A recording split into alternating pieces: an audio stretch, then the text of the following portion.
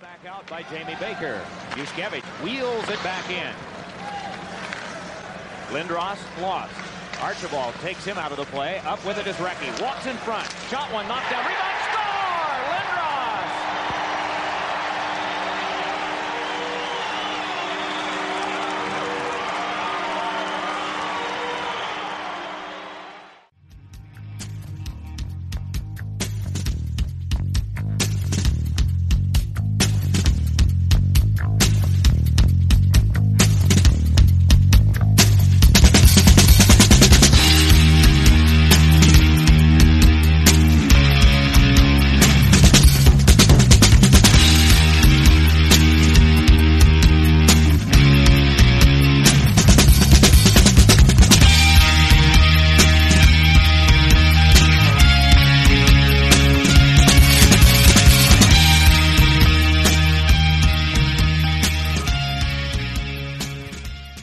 Hey everybody, it's Isaiah, and the PhillySportsNetwork.com is pleased to present the O&B Puckcast episode number 28. You heard me, PhillySportsNetwork.com. We'll talk about that a little bit more in a moment as the Flyers are opening their training camp, rookie camp opening today. I'm here with my partner, Chef B. How are you, my friend?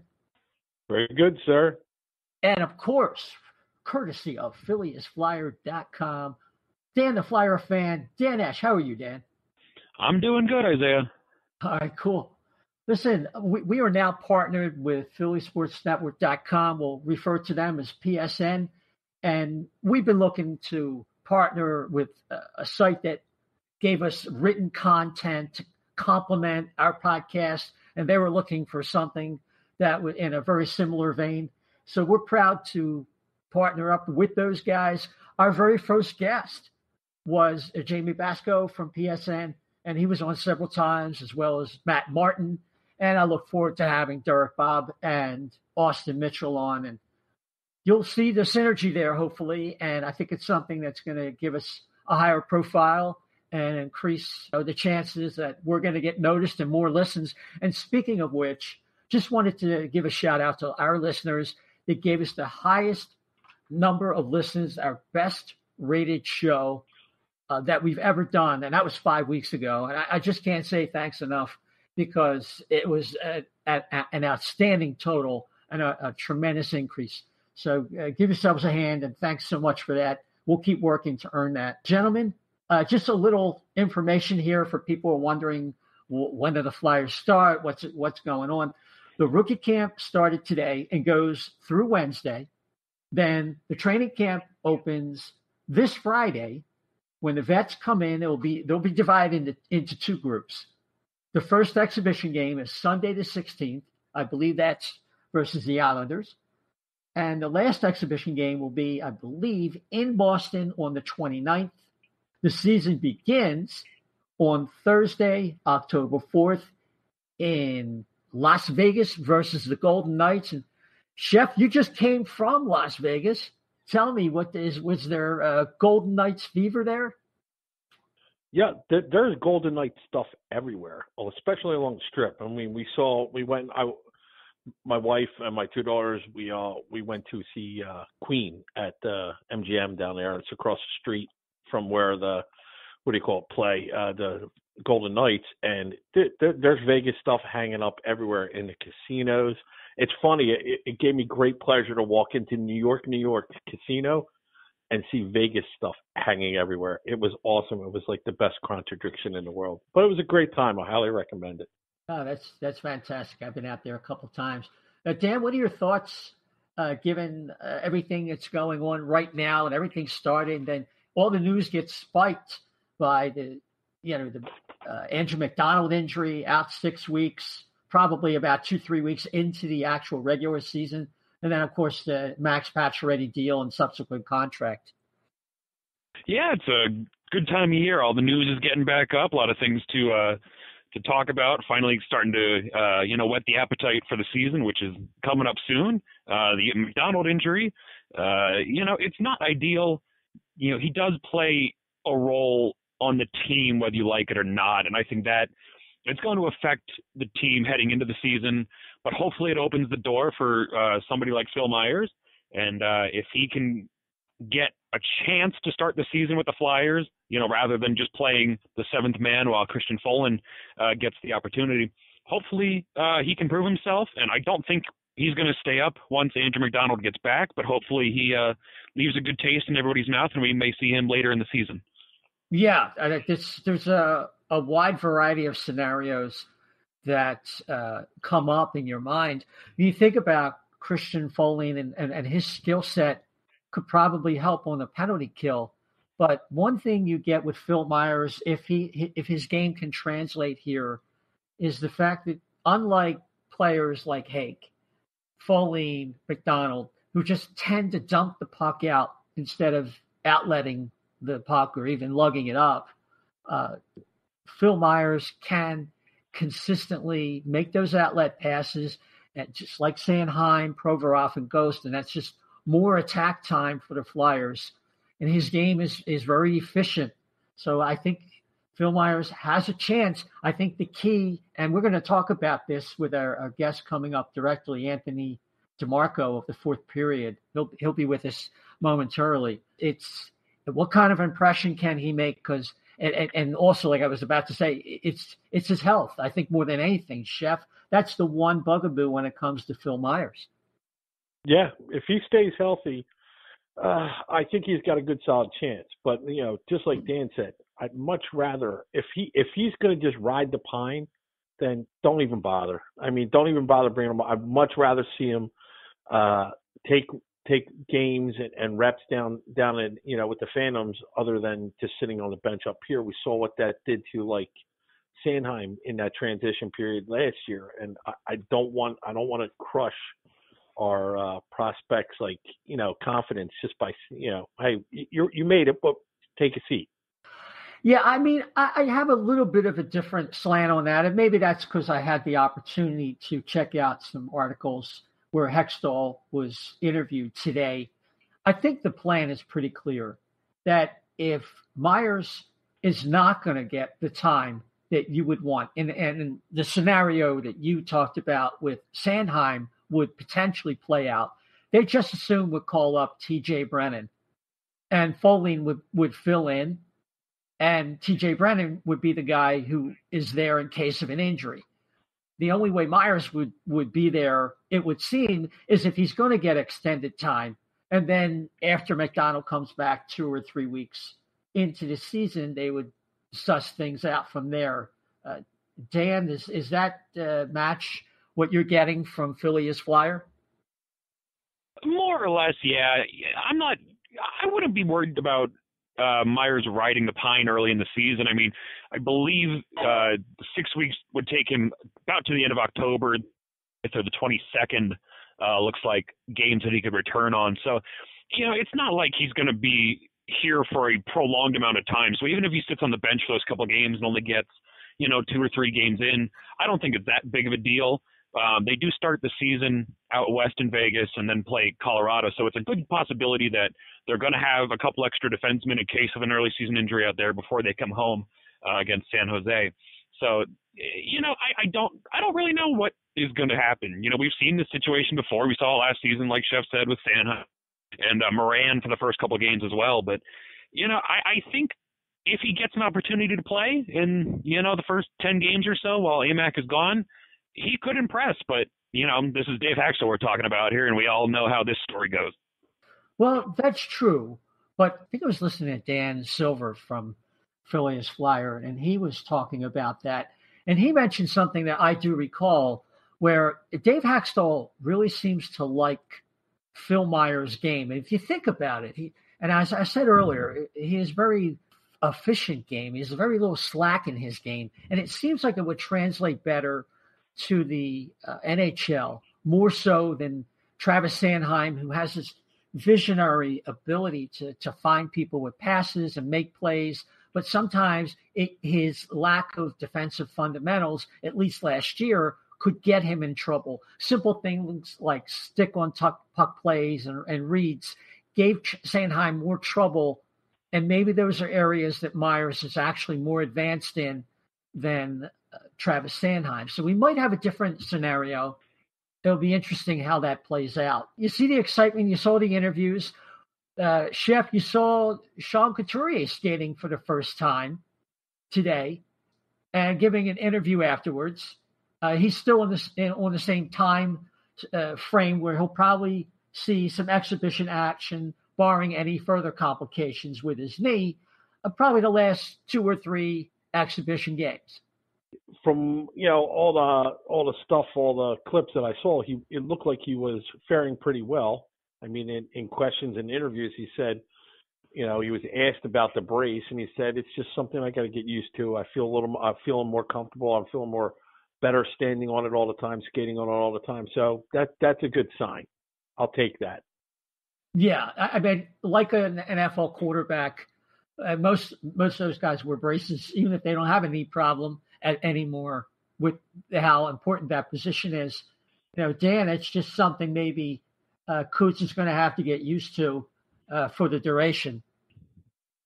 Yeah, it might be the best thing that he gets used to and wears it pretty much from now on. You don't want to risk him injuring himself, especially, mid-season, late season, when they could really use him and his abilities.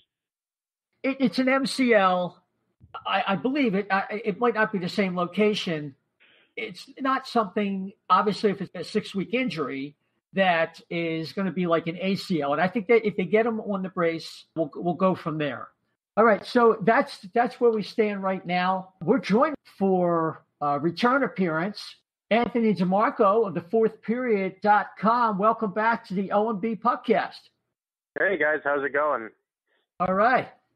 Good to have you back on. The Flyers, we were just talking about how training camp officially starts for the vets this Friday, but the rookies are already in, and Sean Couturier's already been skating, and we gave him the schedule and stuff like that. But you wrote an article on the fourthperiod.com called Hextall Flyers Ready to Take the Next Step.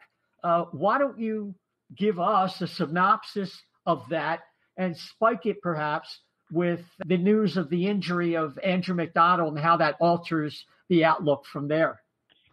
Well, the article just basically outlines how for the first time in the Ron Hextall era, the Flyers are really poised to be a contender in the upper half of the Eastern Conference. I alluded to in the article how the James Van Riemsdyk signing is a clear-cut point of an organization ready to contend and not just be content with the status quo, how it was the biggest contract signing since the signing of Dale Weiss 2 summers ago, which has been hardly eventful, and then how we could just kind of expect more of the same in terms of the youth slowly getting sprinkled in, with Oster Lindblom expected to be a full-time top 9 contributor, and defensemen like Haig and Sanheim probably going to be regular defensemen. But as you just mentioned, the injury to McDonald opens up yet another spot on the back end.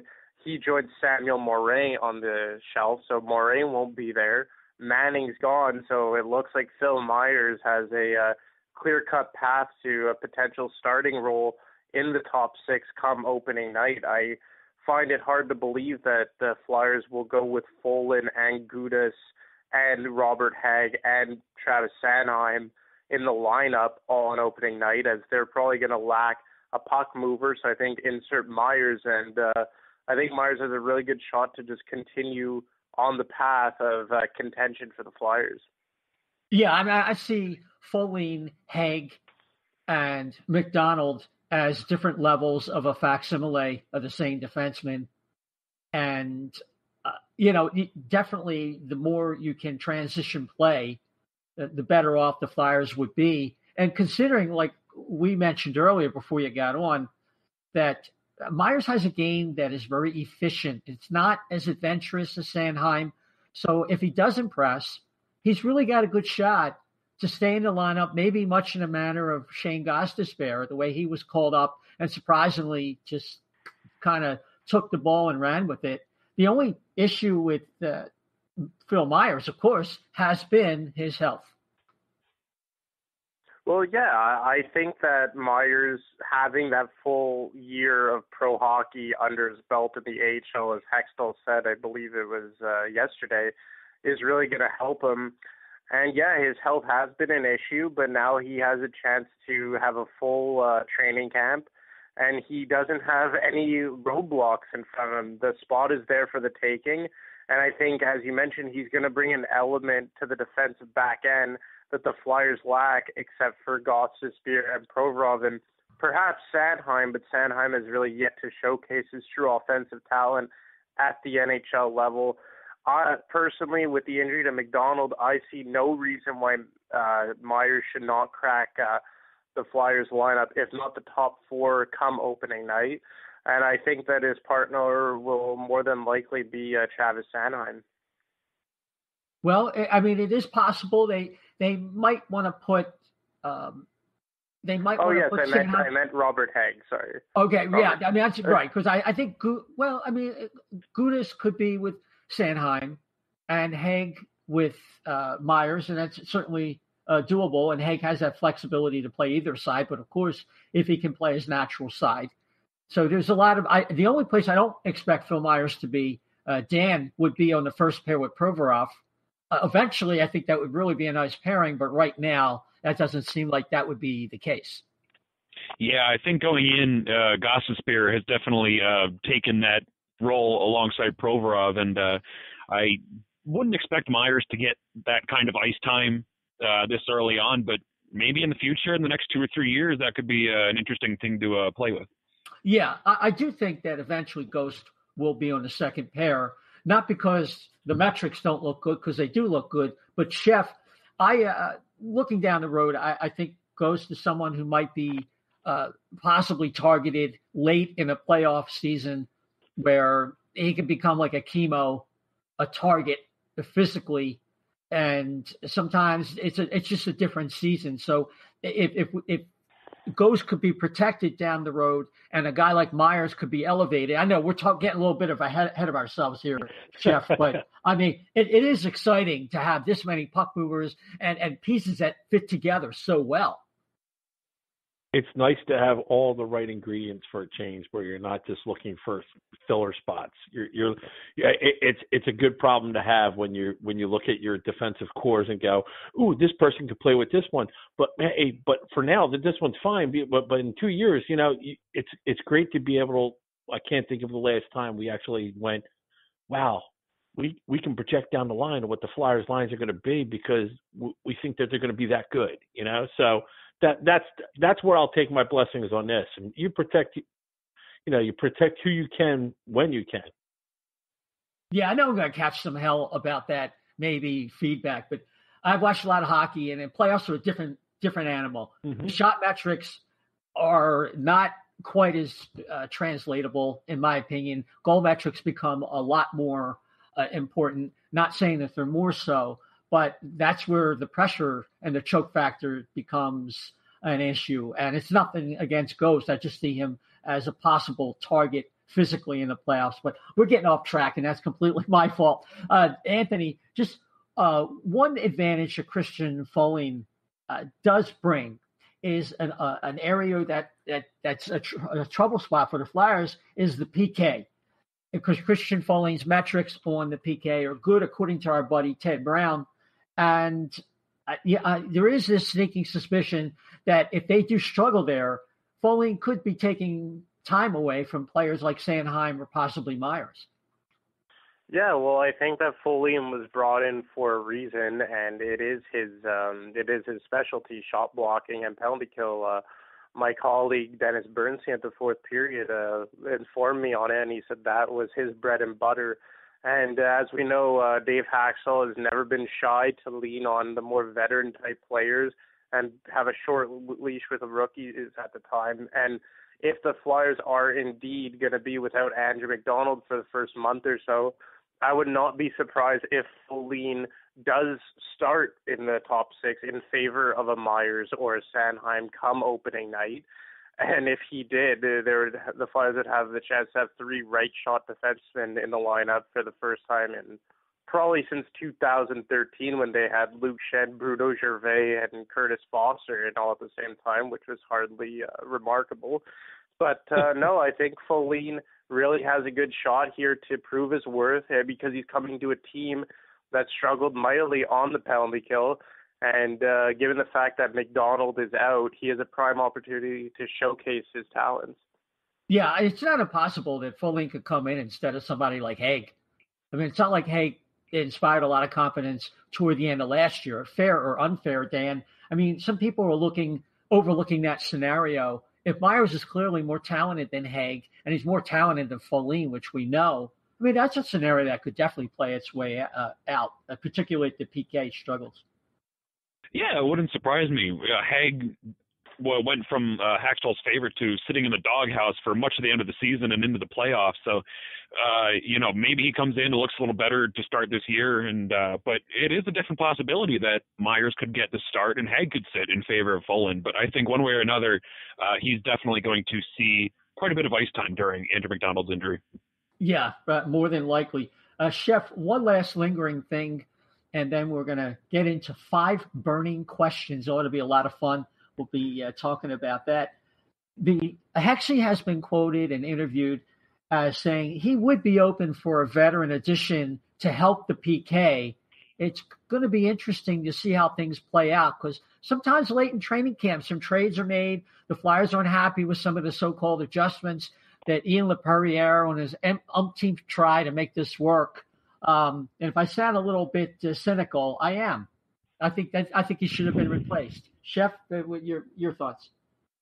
Yeah, I agree with you. We all love Lappy. We get it. You can dive in front of a puck and you can take a beating, but that doesn't necessarily, just because you block a puck doesn't necessarily mean that you know how to play. Coach. Let's just say coach, because that's more importantly the question. The response there is you can't PK. Now, hopefully, maybe this is where some of the AHL kids or former Phantoms or whatever can crack the hole on this team. We know some of these Phantoms coming up have PK experience at the AHL level. So if they're able to translate that and look good and be able to play at the NHL level in the penalty kill situation, I mean, we all realize, like last year, why some of these players were still here, because you can't play Giroux, Coots, or Jake all on the penalty kill. You can't have your top 2 lines doing the penalty kill, the power play, and everything. There, certain special teams play a huge role in this league anymore, and you can't have the same guys on the ice 60 minutes, 70 minutes. It's just not going to happen. No, at least you have to spot them. If a Coots plays the first period and G plays the second, or depending on how well or how poorly they're doing, that's probably a more realistic scenario. And at least until adjustments are made with personnel. And Anthony, just wrapping that one up, any final thoughts on the PK before we move on? Well, as far as additions would be concerned, I mentioned it in my article. I think the only guy at this point would maybe be an Antoine Vermette. He's a guy who killed a lot of penalties out in Anaheim, and he's done so all of his career. But maybe he could be brought in on a PTO to compete with guys like Lawton and Frost and Vorobiev, if I'm pronouncing that right. Close Vorobiev, it's close enough. There you go. Besides Vermette, I think to Chef's point, it's going to just be an internal competition. If I had to take a guess right now, the PK would just be a lot of Yori Laterra from last year, who he probably was in the lineup on most nights just for the fact that he was a decent penalty killer. You kind of hope that Scott Lawton will be able to be a more effective shutdown guy in that role, so you don't have to rely on Couturier and Claude Giroux. Maybe Michael Roffel could be more consistent as well. He's had his days of glory on the penalty kill. But I think a guy like Travis Konechny with his speed could maybe be a guy who, if he rounds out his game a bit in the defensive zone, could evolve into that. So it'll be interesting to see. But unless you're going to bring in a cheap guy on a PTO like a Vermette, I don't see Hextall making a trade. So it's either a guy like Vermette or relying on someone in-house. Yeah. I have a quick question for Anthony. Now, do you think like this is the perfect opportunity for somebody like Knack to get called up, or Vorby to get called up and probably get his foot in the door, since they do have PK experience down the line. If they can prove that, hey, this is where I'm valuable, and this is how I get my foot in the door, and this is how I stay up here. Now, you mean, let's just for clarification, not everybody knows what you're talking about. You're talking about Nicholas Aube-Kubel for NAC and Vorby for Misha Vorobiev. All right. Yes. Oh, well, yeah, for sure, because it's the first time in a lot of years that the Flyers actually have open spots on, like, in the forward group, because it's fair to assume that Dale Weiss, Jordan Wheel, and Yuri Laterra, all their spots are not exactly guaranteed, and not to mention they have the vacant position of the third line center. Not to mention maybe Michael Raffel and Oscar Lindblom don't have their spots 100% secured as well. So I think that these guys, especially Vorobiev, considering the fact that he's a center, has a prime opportunity to come in and steal that job. Aube-Kubel could easily come in and knock off a Yuri Laterra out of the lineup. I don't think it's out of the realm to consider that Vorobiev centers a third line of Oscar Lindblom and Wayne Simmonds, and then the fourth line is centered by Scott Lawton with Michael Raffel and Aube-Kubel. Dale Weiss down in the minors, and Laterra and Wheel are your 13th, 14th forwards. So, yeah, absolutely, I think those guys have a chance to make their stay on the roster. Yeah. Let me wrap this up with one other name. Keep your eye, and this is a little tip from Bill Meltzer, so you have to give it a little bit of weight. Cole Bardreau has had a lot of injuries, but he's a very popular guy within the organization. So particularly if there are some injuries among the forwards in the bottom six, Cole Bardreau could be another contender for a spot as a PK forward. So we'll leave that there. Gentlemen, I'm going to rip off James Boomer Gordon from SiriusXM NHL Network, and we're going to go through 5 burning questions for the Philadelphia Flyers. And Dan, we're going to start with you. What is a fair expectation for Claude Giroux going from the mid-50s in points the prior year to 102 points last year, and seemingly on a decline until he got moved to left wing? What's your feeling there? Yeah, I mean, that top line of Couturier, Konecny, and Giroux last season was absolutely on fire. He finished with 34 goals and 68 assists, which means, I mean, he could drop 20 points and he would still be a point-per-game player. So I think Giroux's in a prime opportunity. He's definitely still in the prime of his career. So he could definitely have a good season, as long as Couturier and Konecny stay hot, or if Konecny comes down, if JVR comes up on the top line. I think one way or another, as long as that top unit stays together, I think he's going to be just fine. Yeah. You think about the 80-point range is about what's likely?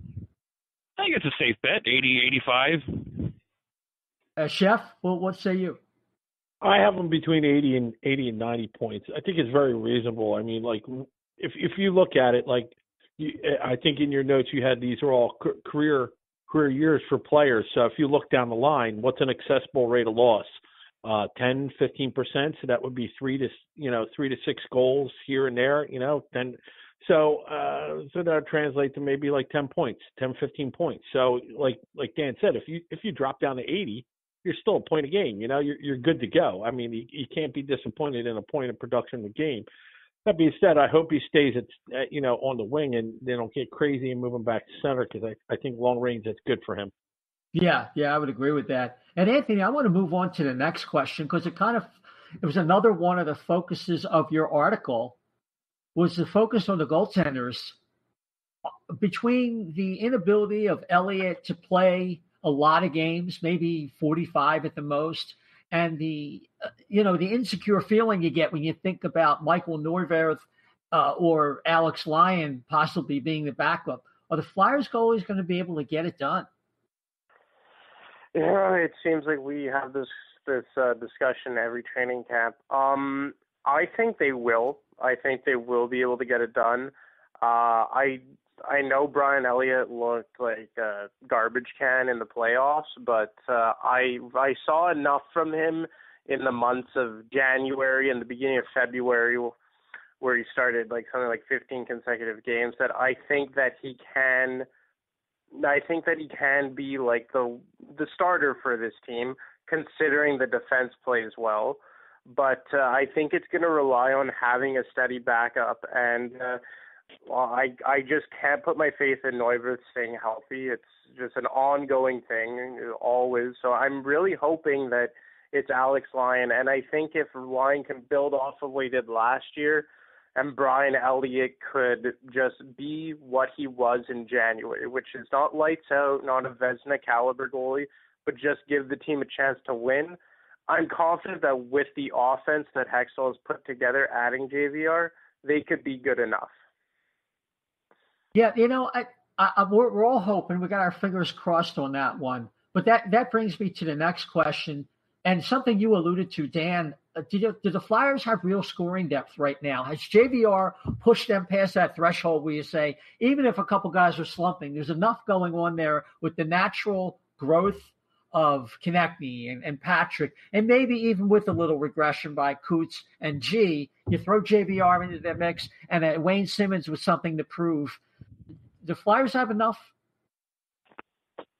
I think so. I think scoring depth is the absolute least of their worries right now. You got, look at the totals from last season. Drew with 34, Couturier 31, Konechny 24, Wayne Simmonds 24, Voracek at 20. You add that on to, Nolan Patrick at 13, who's pretty much guaranteed to score more. You got little Lindblom, who's expected to get more. He only had 2 last season in 23 games. So, the guys like Lindblom and Patrick can add more. It does give cushions to guys like Giroux and Couturier, even if they fall down, 5-10 goals. Plus Van Riemsdyk, who had 36 last year. This is going to be a very deep scoring team. Yeah. And plus all that offense from the blue line. And Chef, that begs the next burning question between Ghost and Provorov. Who do you think shapes as the most likely Norris Trophy candidate? Easy, Provy, 2 years. 2 years. I don't know how much simpler I can say that. I just think Provorov's going to be a force in this league for years to come, and I just think, we saw how much he grew this past season. I don't see that stopping. I would have played what do you say in the playoffs? I would have played if my arm would have fell off, my shoulder would have fell off. It's crazy to think that a kid at that age, you see him with that much dedication already. And I just think Provorov's I'm not trying to take away anything from Ghost at all. I think Ghost maybe finishes 4th, 3rd, anywhere 3rd to 6th behind him. I think that's how good this pairing is. It was the last time we saw a pairing for the Flyers like this. I think you have to go back to Hal and Beast, right? Yeah, Hal and Crimmett, yeah. Right there. That's what I grew up with, and that's who he was my favorite player growing up, Malik House, and I just see all these good things with this pairing, and I think that's a great sign for things to come. Yeah. The only thing I can tell you with regard to Ghost, and it might be lost in translation with the Norris Trophy voting and the image of the Norris Trophy defenseman, Ghost actually has better shot metrics and some of the best shot metrics of any defenseman in the entire NHL. Yeah, well, he's definitely a more popular defenseman because of his metrics and just the way he plays. Like when NHL.com released their top play defenseman, Gostisbehere was in there. And as Chef mentioned, this is no disrespect to Gostisbehere, but the fact that he's ranked higher than Ivan Provorov, it just kind of shows the ignorance of the league, because anyone who watches the Flyers on a game-in, game-out basis, they know that Ivan Provorov is the better defenseman, and it's kind of not even close. We saw just the way in the series against the Pittsburgh Penguins that Gostisbehere really did struggle, and Provorov was a rock. And he was probably the only reason why the Flyers' defense didn't fully collapse in that series. So I think, to the question about the Vezina, personally, as Chef mentioned, Provorov, no doubt, but because of the way that the NHL promotes its defensemen, just for the fact of how flashy he is and his shot metrics and his point totals, Gostisbehere would probably get a look above Provorov just for that reason alone. Right. That could be the case. And now we come to our final question, gentlemen. I'm going to start with you, Dan.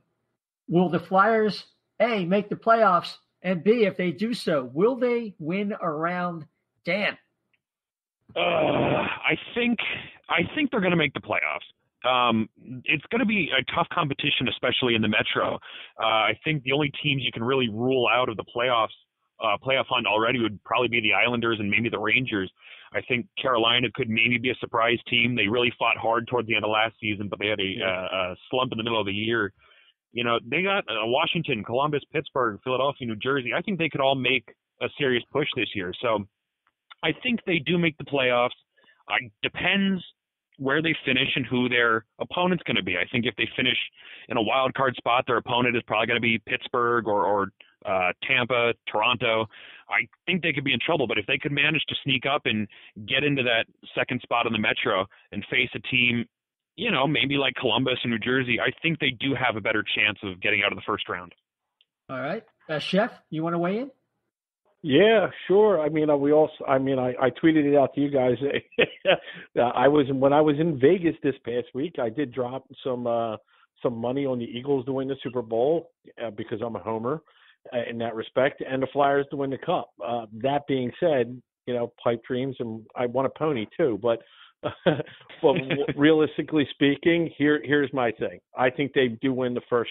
They do win the first round of playoffs. I think they get knocked out in the second round, providing that they don't get there isn't upsets anywhere. I could see them. They're not getting past the Eastern Conference. That's for darn sure. Not this year anyway. But I can see if the lineups are right, just like Dan said, if they get I don't want to say cushy, but easier play. If in the first round, they get an upset here and there, and they're facing the Devils in the second round as well. Like Dan said, I can see that. Yeah. Definitely one round at least, though. Anthony, you get the final word on whether the Flyers make the playoffs, and if so, will they win a round? I think they're going to make the playoffs. I think they're going to finish in number 3 like last year. But just based on the goaltending and based on the fact that they're probably going to play the Penguins or the Capitals, I don't think they win a round. I don't think the goaltending's quite there yet to compete with a team like Pittsburgh or Washington. But as far as making the playoffs, I think the Flyers will guaranteed make it, and they'll guaranteed finish above the Canes, Devils, and the Jackets for the number 3 seed. Okay. I'll weigh in here. I do think the Flyers are going to make the playoffs. And I think going further might be contingent upon them having to make a trade. Whether it's to make a trade to get a goalie to do a better job as a backup so Elliott can stay fresh, or actually getting somebody who could replace Elliott if Elliott is just not effective or wearing out last season. I think that is not impossible. I think the Flyers really want to make a statement. They're not going to make silly short-term moves. We'll have to see how that goes. And Anthony, we're going to have to wrap up for now. You are at thefourthperiod.com. Where can people find you on Twitter? You can find me at my handle at DiMarco25, or you could find my work at TFP. That's the Twitter handle for the Fourth Period. Fantastic. Anthony, great job. Say hello to DB and Mr. Pagnotta, and they'll be on again this season on Saturdays for Fourth Period Radio Show. Catch that on SiriusXM NHL. Thanks a lot.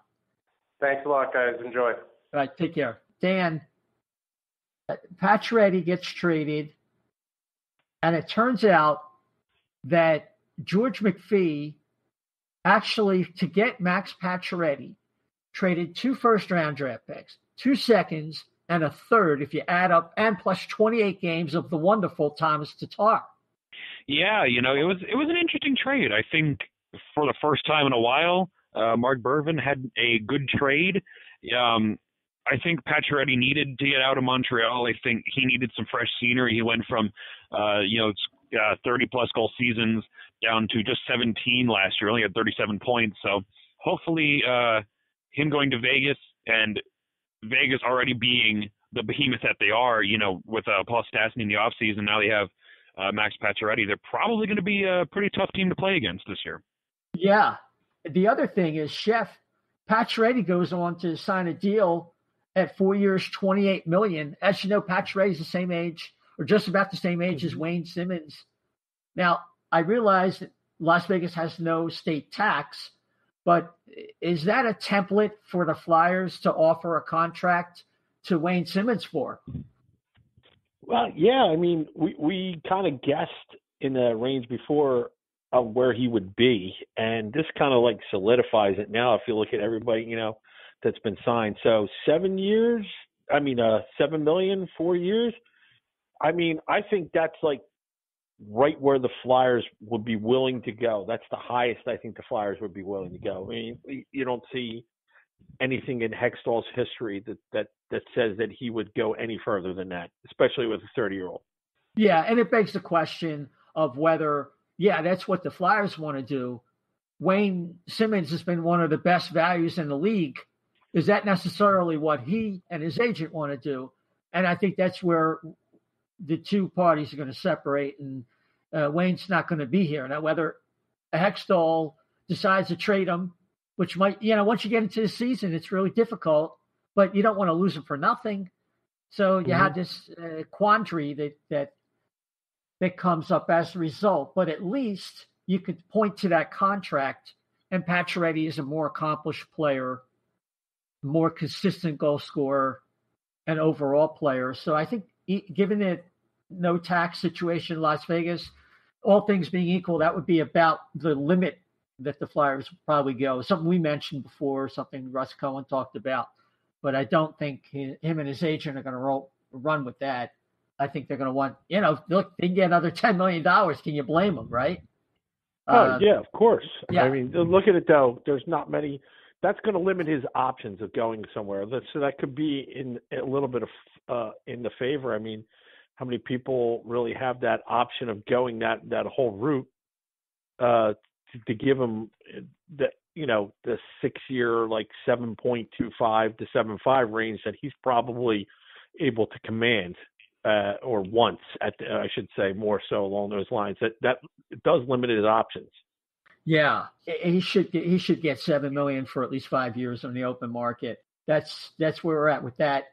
And now joining us from FlyersNation.net, Johan Gärtner. Johan, how are you, man? I'm very good, thank you. How are you guys? Thank you guys for having me. Great. Welcome to the O&B Puckcast for your inaugural visit here. Listen, we were just talking about the implications of the Pacioretty deal. Number one, how much McPhee actually paid for him, in addition to 28 games of Thomas Tatar, a real heavy payment. But subsequent to that, the contract, 4 years, $28 million. I'm wondering if that's kind of what the Flyers max would be for Wayne Simmonds. Yeah, I could see that being the case. I would be very surprised if Hextall would be interested in going long term. I'm pretty sure he would rather keep the term down, but maybe the cap hit to go a bit higher than. But I fully expect them to sign Simmonds. But even though I personally kind of lean to them actually trading him, I am fully expecting them to sign him. Wow. We were just talking, like, I think Hextall would be okay with 4 years, 28, but I just have to think that Wayne Simmonds and his agent could probably, we're thinking, we can get 5, 6 years, $7 million, $7.5 million with the way the market is. I'm just wondering how willing it would really be, not so much up to Hextall.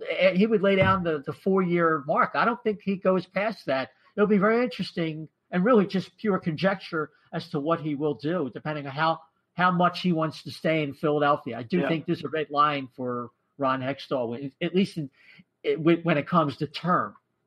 Yeah, I definitely think that Simmonds wants longer. Obviously, it's more money and more security for the player. But I really, really hope Hextall doesn't go further than 4 years. I think that the end of Wayne Simmonds' next contract is going to be really bad for whoever he plays for. Yeah, that's unfortunate. Johan, it's we've seen examples, guys like, and I mentioned last show, Ryan Clough. They just run into a brick wall the way they play. Their body breaks down, and the production just isn't there. And it's not like any of these guys are shot metrics heroes in that regard. Yeah, exactly. So listen, you have a lot of experience talking about prospects. We heard you on the FlyersNation.net podcast. Great job as always. And thank you. We're just wondering, looking at it through your trained eye, what players, A, are you most intrigued about to see this training camp and exhibition season, and B, the ones that you think have a chance to maybe stick, with the proviso, of course, that now Andrew McDonald is out, and what that means for Myers. I think the Andrew McDonald injury kind of opens up a spot that Philip Myers was kind of competing for already. Like, even if Andrew McDonald did not get injured, Phil Myers still had a chance to win a job in camp. But with this injury, it opens up even more. And I have all the confidence in the world that if Myers actually starts on the team, he will not get sent back down. I think he will prove that he is ready. And considering what type of player Myers is, and that he is a big body and he is a right-hand shot, I think that I just think that if he gets the chance, he will never get sent back down, even if McDonald gets back from his injury. I think they said he was going to miss 5 to 8 games. So it's about 6 weeks. Yeah. So we're talking about the 10th now. So probably he comes back maybe versus Colorado or maybe versus the Islanders the 27th, in that range. Yeah. So Phil Myers is one of those guys. I've been really high on Myers for a very long time. So I hope he makes the team. I hope he gets the chance. But I could just as easily see them go the route of maybe having a TJ Brennan, even if it's just for like 3-4 games, because he has the experience or all that boring stuff, or even just Christian Folin. They don't have to go with Phil Myers, but I hope they do, because he's definitely the best defenseman they have out of those I just mentioned. So we'll see. But other players, obviously Carter Hart. Everyone loves Carter Hart, including me. But I don't see him making the NHL straight away, and I want him to make the NHL as soon as possible, which I said on the Flyers Nation podcast. But I just want to make sure they give him time to adjust to the pro hockey. So if he has to play 1 year, maybe 1.5 years with Lehigh Valley, that's fine. What's important is he develops right and you don't rush him. Absolutely. Yeah. Yeah. Yeah. No, I was going to say the forward I think has the biggest chance. It's obviously Morgan Frost, depending on what they want to do with the third line center position. But I would be surprised if he made it. It really would surprise me, but it would be a lot of fun to watch. Well, it certainly would. I'm just concerned that they seem to be making noises, the Flyers brass, that he just might not have enough man strength, and you can't be fooled by his weight. It's the kind of weight that he has on right now in the mid 180s, according to guys like Russ Cohen. That's the kind of weight he could skate off in a few weeks of playing. It's not that lean muscle like we talked about. So that's certainly a concern. What's kind of interesting is ahead of every camp, it's been the same thing. They never give any of the prospects any. They give them compliments, but they don't. Whenever someone asks them, okay, is Ivan Provorov going to make the camp? Is Travis Konechny? They're always pretty negative, and I think they do that to basically make sure that they try their best and don't expect to get anything for free, if you know what I mean. I think that's a part of their plan. So even if they say that, I still think that they will give Morgan Frost and Phil Myers a big chance. But in the media, they might say, he's too small and Myers has been injured too much and stuff like that. I just think they do that to make sure the players know that they won't get anything for free. Well, if that's their strategy, it's coming across loud and clear. I'll tell you that much. Yeah, I'm pretty sure that's a strategy they have, because they say it about everyone. Yeah. No matter if it's Ivan Provorov or Nolan Patrick or Myers or whatever, they always go with the same. They stick to the program, so to say, and then they have to prove them wrong. Well, I think, there's certainly a method to the madness. I want to turn to Dan for a second here. Yeah. With Johan on. I was reading an article by Bill Meltzer, and it was very instructive with regard to Carter Hart. And he talked about all the trials and tribulations and all the phases that Flyers goaltenders, starting with Bernie Perrant, had to go through, and what long odds it would be for Carter Hart to actually make a breakthrough, and how slim those chances really were. Yeah, obviously making the jump to the NHL, it's not something that happens with goaltenders. I believe I was doing a little bit of research before we came on, and generally speaking, Fleury was 1.5 years, Matt Murray was 1, Braden Holtby was 3, Dubnyk was 3, Crawford was 5, Cam Ward was 1. I believe the lowest I found was Carey Price, who only played 10 AHL games before being called up. But, I mean, he's, the best in the world right now. So I would be as cautious with Carter Hart as you possibly can. I think it's better to be safe than sorry with him. Yeah, I mean, you go back to the days of Tom Barrasso as an 18-year-old coming and playing with the Buffalo Sabres and eventually winning a couple cups with the Pittsburgh Penguins in the early 90s, Chef.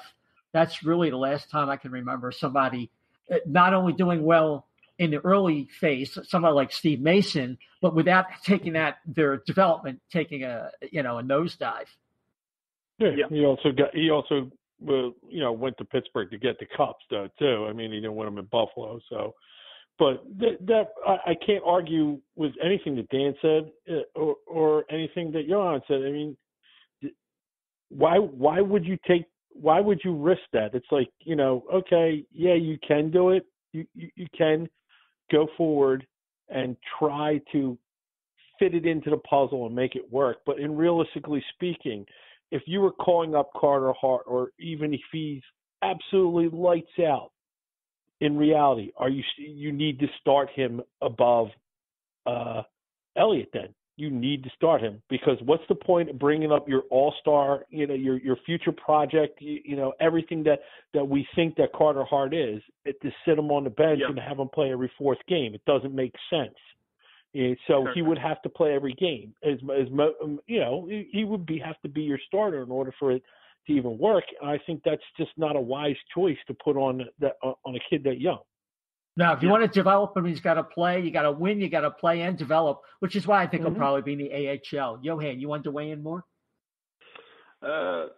Right now, Carter Hart is the most important project and prospect the Flyers have. They have the forward talent. They have the defensive talent. They need that goalie to make them a cup contender for 5 to 10 years in between.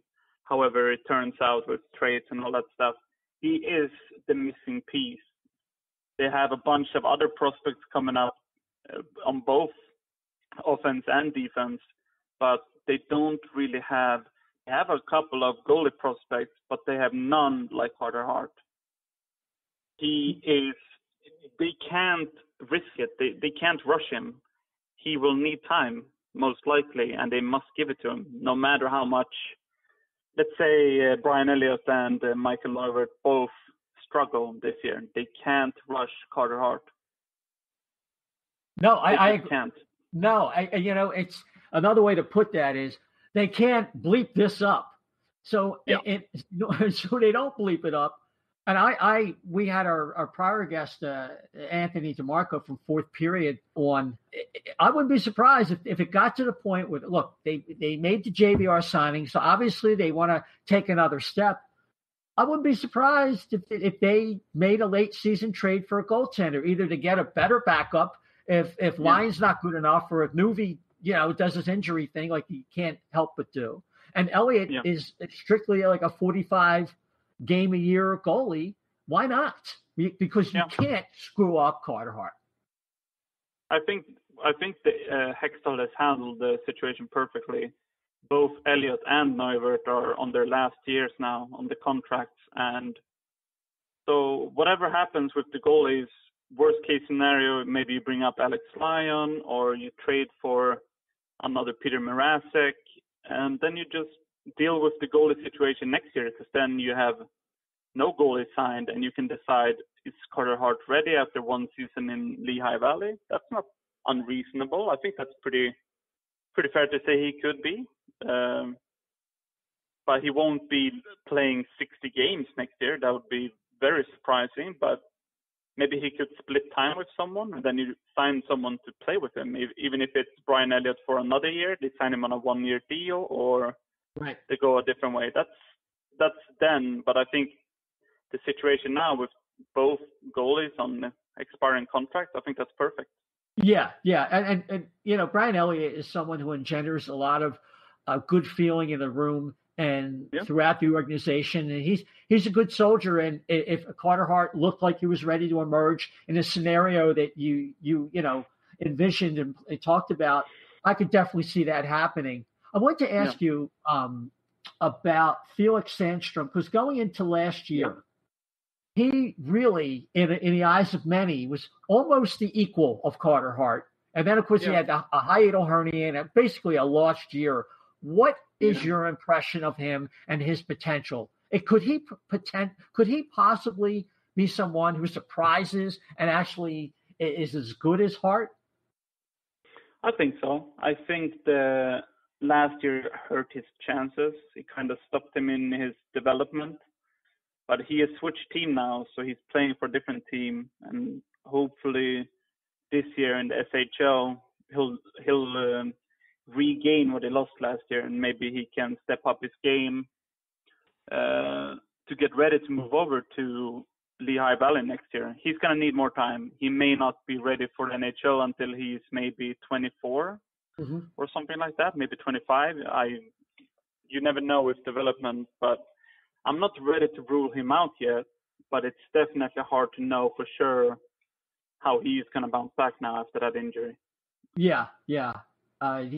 He's very athletic, maybe actually a tick more athletic than Hart. He's a little, he's about the same size, but he's a little bit broader. It takes up a little bit more than that. And from that standpoint, I'd say Carter Hart probably in every other category would seem to have the edge in terms of staying with his puck tracking, command of his net, and his mental approach and his discipline. With Sandstrom right now, the problem with him so far is against players his own age, someone that's been in different junior tournaments and World Juniors and stuff like that. He's been incredible, especially in the World Juniors when he's played for Sweden. Right. But when he's played in SHL, he hasn't been that great. He hasn't been bad, but he has been very inconsistent. And this was before the injury, obviously, and then last season got kind of ruined. But he is yet to reach the same level in the SHL as he did when he played against players his own age. So hopefully this season in a new team he can establish himself as a senior player, if that makes sense. Yeah, absolutely. Now here's a quick thing: does he fit into like Hextall's long range plans? Because he's been quoted as saying that anymore in this league that there's not a one guy that's going to go out there and play that huge workload of games. So is he somewhere down the line where he's the perfect complement to Carter Hart, maybe picking up 25, 30 starts off of the season, maybe more? Because it seems like being a goalie himself, Hextall really believes in the tandem system anymore. I really think you need two good goalies. I think that if you look at the Pittsburgh Penguins before they had to get rid of Fleury with the expansion, and you look at the Capitals last year and a bunch of other teams, you need good goalies because injuries happen and you have back-to-backs. And I think that in general you don't have to play 50-50, but I think you you kind of want to have, if you have Carter Hart and he's proven to be the goalie we all hope he is, you don't want to play him 65 games. You kind of want to play him around 50 maybe, and then have him good to go for the playoffs. So I think Hextall is, I think he's onto something there. I don't think you can play, I don't think you can have one goalie playing 60 plus games year in and year out. I don't think that's good. Yeah, I mean, that would bring us back to the time that we had Pelle Lindbergh and Bob Froese together. Yeah. And, Bob Froese was always that guy who had good numbers, but you knew if you had to rely on him, he just wasn't good enough. But if you have a Pelle Lindbergh, Bob Froese is a nice, backup or, or a starter for about 6 weeks if there's an injury. And I think perhaps Hextall is trying to recreate that scenario in a different era here, obviously. It's not just injuries. You have goalies like every other player go through cold streaks. They go through hot streaks. They may have a bad game. And if you have a bad game and you want to pull the goalie, but you have a really bad backup goalie, you don't really want to get rid of your Carter Hart if he's having a bad game. You don't really want to pull him, and then you put in someone who you know he's not going to give you a better chance of winning, but you just want to make some sort of change. So I just think if you add all of that stuff together and then the natural spirit of competition between the goalies, because if you're one goalie and you know your teammate is also a really good goalie, you kind of know you gotta stay on point or you're not going to be able to play. So I think adding all that stuff together, I think it's only positives, really. Yeah, no, I agree. I mean, that's what I was hoping for back when Bob was getting pulled by Laviolette. I was hoping before they signed the Disaster that they would bring in some competition so they could nurture Bob. I mean, obviously that train has left the station, but what can you tell me about Kirill Ustimenko and his viability as a player? He's a really interesting player in the sense that it's very hard to find game footage of him actually playing, since he's not a KHL player in that sense yet. He's still playing in the junior leagues and the MHL and stuff like that. But when you do see him play against his peers in when it's with Team Russia, in if it was under 18 or something like that, he's really, his stats are pretty great. So, but I find it really hard to know with goalies in general how fast they're gonna develop, and will they fit the smaller ice surface. And with Russian players, does he want to come over? I find it's hard to know, but just looking by his numbers, it's a very intriguing pick in the third round, I'd say. Yeah. And it's a Ronaldo pick, so he's automatically going to be an all-star. right, exactly. I was going to say, the way you were saying, you don't know what he's doing. There's no film. It's like when a tree falls in the woods, does it make a sound? When Ustimenko plays goal, does anybody know? But anyway. But for him, he's 19 now, I think, or he's turned 20, 19 or 20. So he's going to play. Either he's going to play in the VHL, or he's going to play in the MHL. So he's either going to play in the league below the KHL or the junior league. So depending where he needs to play, he needs to play well there for another year. And then maybe next year he gets to play in the KHL.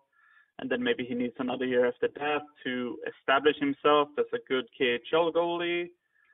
So, I mean, he is going to need time. Right. So just for clarification for the people listening, Johan, the VHL and the MHL, how do they correspond over here in North America? So the VHL is, I'm just going to make sure I say the right thing. The VHL is the league below, so you could almost call it AHL, but it's not really. I guess you could call it AHL, the AHL of KHL. Okay. And then you have MHL, which is the junior league. So that could basically be like the the CHL leagues, even if it's the Western Hockey League or QMHL or stuff like that. So I'm sure you're right. Yeah, so he goes between those two leagues, and then he's going to have to prove himself, and hopefully he gets a chance. You never know with these Russian teams. Some players who has performed really well, not just goalies, but in general, it takes them quite a while to get a chance in the real KHL clubs.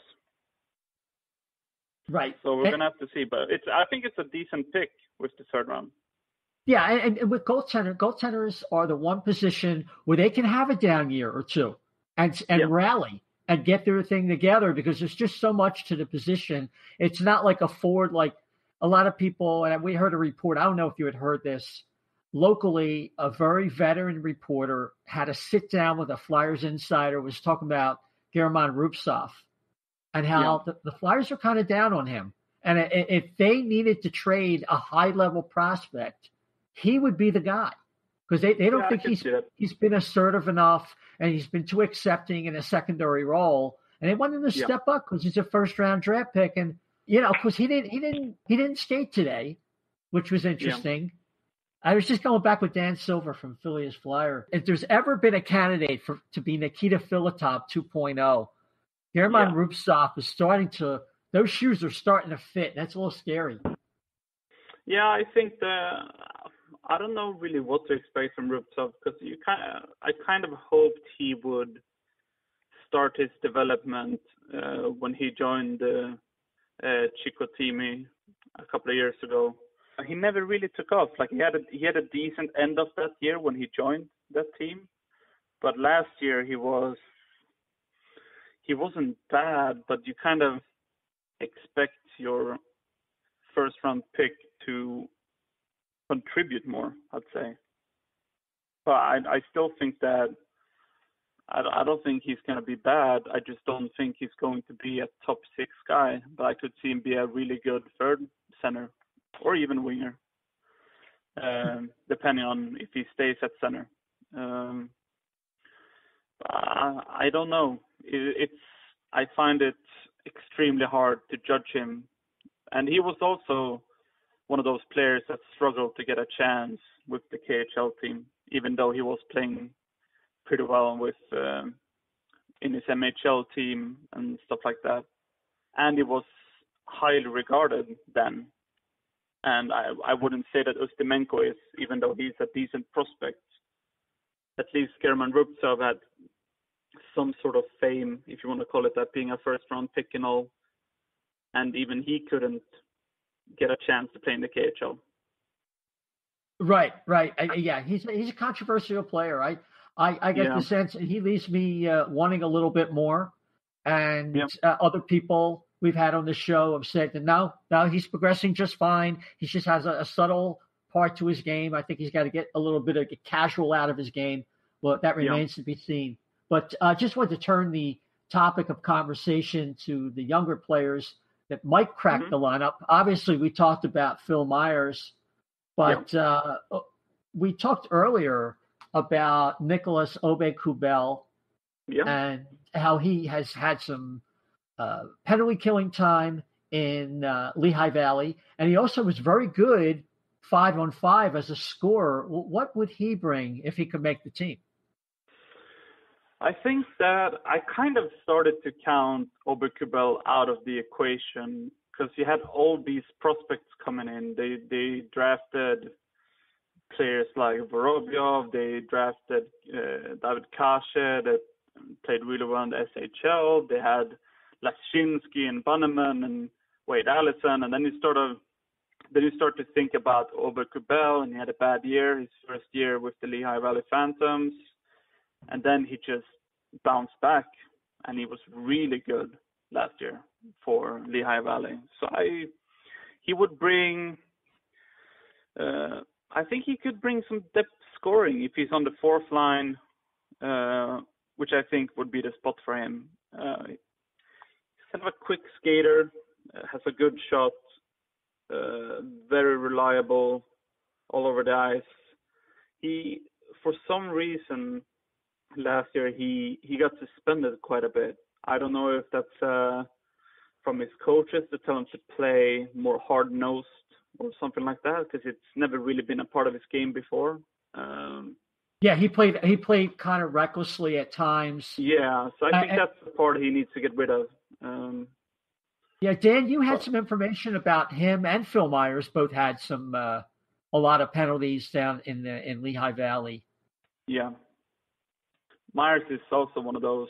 He takes a bunch of reckless penalties, not as in the same way as Aubé-Kubel, because Aubé-Kubel does it with headshots and stuff like that. I just think that Myers does it more with being caught out of position and stuff like that sometimes.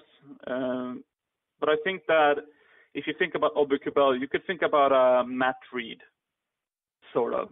Not the Matt Reed we had now, but the early days of Matt Reed. Right. That That's a good player. Yeah, I think that would be a reasonable comparison. Yeah. Yeah, I couldn't help but think when you're talking about Myers taking penalties out of position, I just think right away, Yoni picking in with that cross check when he didn't know what else to do. That was like his way to be a defender. Yeah. As good as, and he was a great passer, don't get me wrong, but he got frustrated sometimes. It doesn't happen very often, but because of Myers being very aggressive, sometimes you're just going to be out of position. That happens to all the best defenders, so that's normal. He just has to try and cut down on the bad penalties. Yeah. I just was going to ask you about Mikhail, call me Misha Vorobiev. How much more time do you think he needs? It seems like he needs a little more time, but can he actually?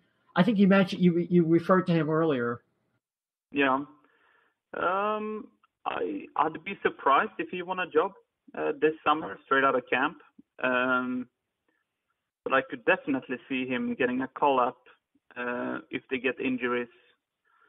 Let's say Scott Lawton gets injured and he's your 3C, or maybe he's going to be the 4C if Jordan Wheel is the 3C, depending on how they go with the lineups. I could see him being one of those first call-ups.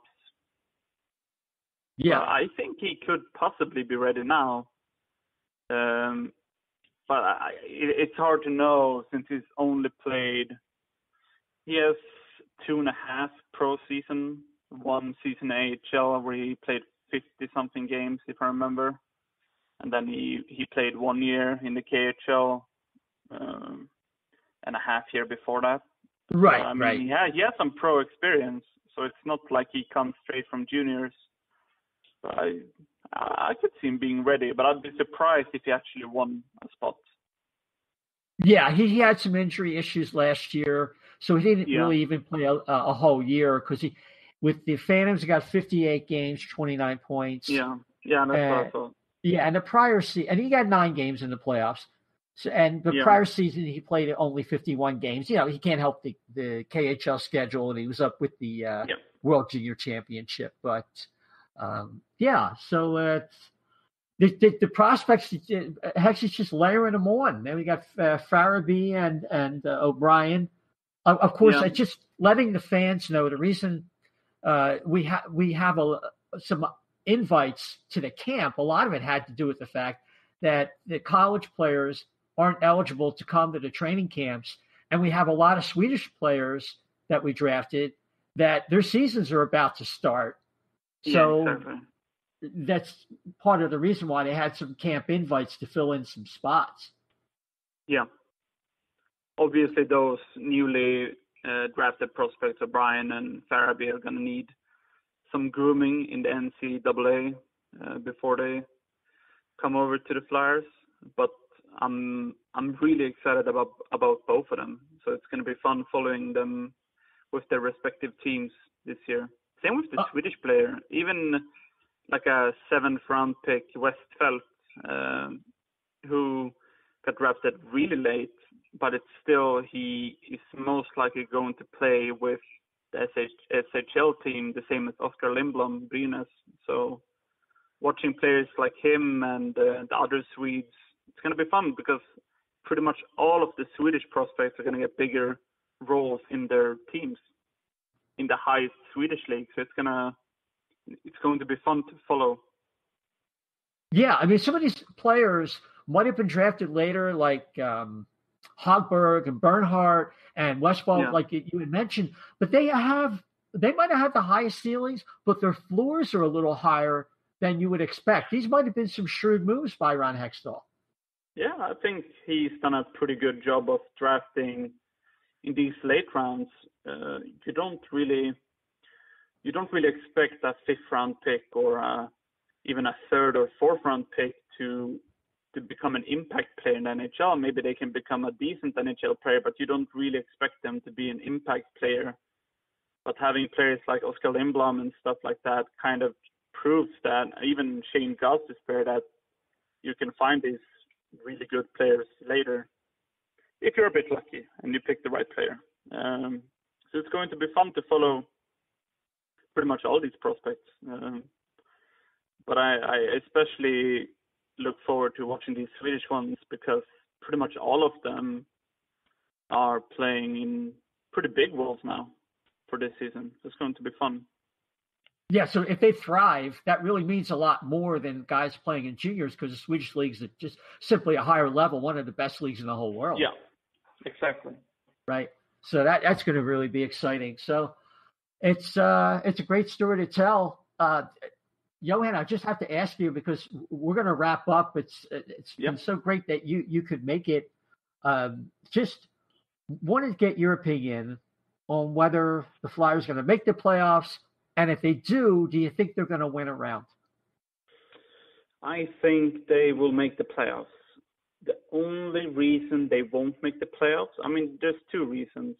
If they haven't improved the penalty kill, and if Brian Elliott and Michael Neuwirth completely crap their pants, so to speak, I think they won't make it. But I don't think the goalie situation last year, I don't think they performed extremely well. I'd give them like a solid C plus maybe. I think they were okay a bit. But if they bring the same and they just improve the penalty kill a tiny bit, because the penalty kill last year was atrocious. So if they just manage to get it a bit better, I think they will be even better than last year. And I fully expect them to be better with a healthy Nolan Patrick, JVR, and stuff like that. So I think that depending on who they get in the first round, I definitely think they have a chance of winning a round at least. But the goalie situation does not look that promising right now. I don't have a lot of faith in, especially in Neuwirth. I still think that Elliott is a good goaltender, but he's getting older and he had this injury end of last year, so you don't really know how good it's going to be. But I expect them to make the playoffs and hopefully win a round. Are they willing to make a trade short term to improve that? Maybe halfway through the season, if Elliott's having problems, if Lyon and Nuvi fall apart, can you see them trying to kind of like get like another Mrazek? Yeah, I could see that happening. Yeah. I am not entirely sure who the pending UFAs are for next year, but I could definitely see them maybe adding someone on a two come to mind. Last year. Two come to mind. One is like a pipe dream, and I don't think he'd be available, Bob. And the other one is Pekka Rinne. I don't think Pekka Rinne, because Nashville are most likely going to be in the playoffs. If they don't make the playoffs, that would be a huge upset. So I think that's kind of a lost cause, probably. Yeah, is Saros a good backup who could be a starter, or he's just a backup in your opinion? You see Saros, their backup currently. I am extremely high on UC Saros. I think he will be really good for a very long time. So I kind of expect him to take over the starter role next year. Well, there you go. As long as Laviolette gives him the chance, I expect him to. Interesting. Just food for thought. I stole that from Dan Silver, by the way. He threw that little nugget out there, and I appreciate that. All right. Well, Gents, that's going to wrap it for the O&B Puckcast, a PhillySportsNetwork.com podcast. Check those guys out for your Eagles, Flyers, Sixers, and Phillies content and so much more. Our new partners here. Gentlemen, want to ask you, Johan, if people want to see you on FlyersNation.net, where can they contact you on Twitter? Yeah, my Twitter is just my name, Johan Gärtner, and I write mostly about prospects, but I also just about the Flyers in general. I have a lot of weird opinions on Twitter. I try and be somewhat funny and still. I hope I have some sort of knowledge of what's going on with the Flyers and hockey in general. But even if you don't like my hockey opinions, I still think I'm a funny guy and a decent follow. And you're the world's biggest Margot Robbie fan. Yeah, that too. So if you like her, you should follow me on Twitter. That's all we needed to know. Dan, any last words? Creepy, but thank you. No, I just want to get the season started already. We got a couple more weeks, and hopefully it flies by. We get some news from the prospects and out of camp and stuff, and just ready for the season to start. Yeah, Chef, first exhibition game Sunday the 16th, I think, versus the Islanders. What say you? I'm excited too. I'm so excited I might actually drive up there tomorrow and watch it. I was back and forth a little bit on Twitter today, and also I was texting Jamie Bascal. He was there. He put up some great stuff today, so he got me all fired up. I tried to talk him into meeting me up there, but I might just get out there tomorrow, and because I'm still on vacation until Wednesday, so I'm going to take full advantage of it. So you might see some ringside videos from me tomorrow. I was just going to say, yeah, great job by Jamie Bascal of PhillySportsNetwork.com. And again, Johan, thanks so much. And everybody, we'll be back in a few weeks. We're going to have some Flyer action in between now and then, and we'll have our comments. So once again, the O&B Puckcast, thanks you for listening. And until next time, take care.